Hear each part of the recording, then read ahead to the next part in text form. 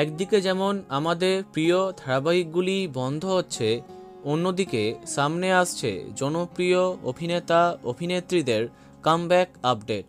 এই তো কদিন আগে তোমাদের জানিয়েছিলাম জলসার আপকামিং ধারাবাহিকে নায়ক চরিত্রে আছেন রেজওয়ান রাব্বানী শেখ। তার নায়িকা সম্পর্কেও তোমাদের জানিয়েছি, আই বাটনে সেই ভিডিও পেয়ে যাবে।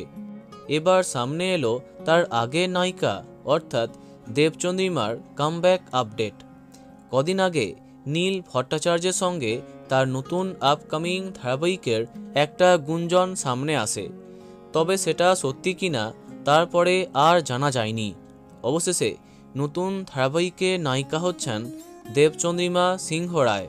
হ্যাঁ, আসছে সবার প্রিয় অভিনেত্রী দেবচন্দ্রিমার নতুন ধারাবাহিক।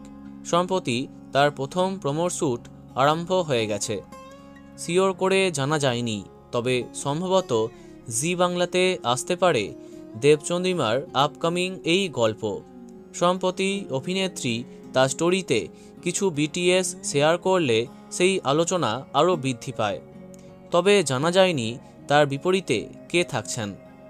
তবে সম্ভবত নীলের পরিবর্তে অন্য নায়কের সঙ্গে তাকে দেখা যাবে। খুব শীঘ্রই সমস্ত আপডেট সামনে আসবে। তো বন্ধুরা, কে কে এক্সাইটেড কমেন্টে জানাতে পারো। ভিডিওটি লাইক এবং শেয়ার করো।